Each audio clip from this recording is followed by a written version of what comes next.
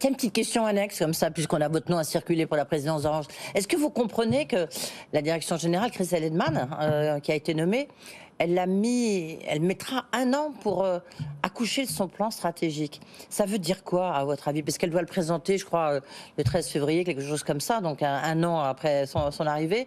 Est-ce que ça veut dire que Orange, il faut vraiment changer complètement de stratégie, qu'on est justement dans un nouveau monde? Ou comment vous expliquez qu'il faille autant de temps?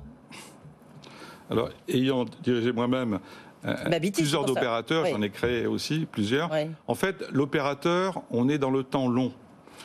Je vous donne un exemple. Quand on est passé de la voie classique sur la voie sur IP, ça ne se fait pas du jour au lendemain.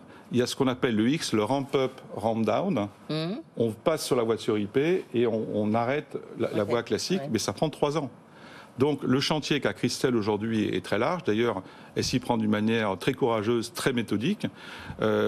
Notamment, quand on est opérateur, on doit se poser la question, qu'est-ce qui est core et non-core? Donc elle est en train de serrer toutes les activités, elle va en arrêter, elle va en pousser. Et tout ça, ça prend du temps. À votre avis, quels sont justement le core business d'Orange, c'est quoi? Quand vous êtes dedans à l'extérieur, vous pouvez le dire. Non, mais vu d'où vous êtes. Alors, un opérateur, pour moi, c'est d'abord une plateforme télécom qui est solide.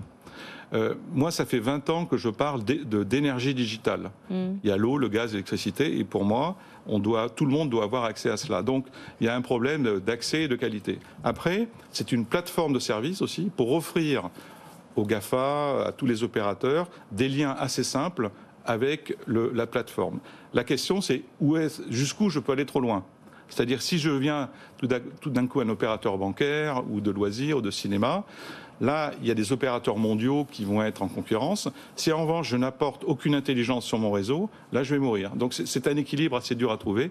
Et je pense que le délai de 12 mois est tout à fait normal par rapport aux enjeux que Christelle a avec son comité de direction. Est-ce qu'il faut, voyez, on parle de stratégie, mais c'est vrai qu'en ce moment, il y a quand même beaucoup de fusions-acquisitions, de recentrage, restructuration, notamment autour de la cybersécurité. Orange en a une grosse partie, on sait que celle d'Atos, tout le monde lorgne dessus, il y a Thales. Est-ce qu'il faudrait, à votre avis, avoir un seul acteur au niveau français sur la cybersécurité, sachant que c'est un enjeu majeur? Alors, pourquoi il y a les cybersécurités? Pour 2 raisons. La topologie des réseaux est de plus en plus complexe. Vous voyez, dans cette salle, il y a peut-être 10 objets connectés. Dans 2 ans, il y en aura 500. Donc, il y aura une porosité absolument incroyable.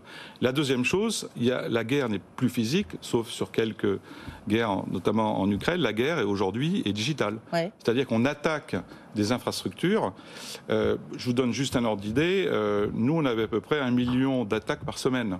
Et encore, c'était il y a quelques années. Ouais.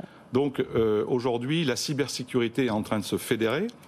Je viens de rentrer au conseil d'administration d'une société, les Secret Labs de Google, qui fait de la sécurité quantique. Ouais. C'est-à-dire, on se projette, le quantique, on y passe du 0,1 au photon.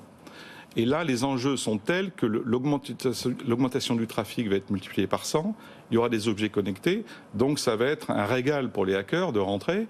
Donc ce n'est pas uniquement la sécurité nationale, mais on va pouvoir arrêter un certain nombre de process ou prendre possession du plateau, oui. Comme certains ont fait d'ailleurs. À distance, oui.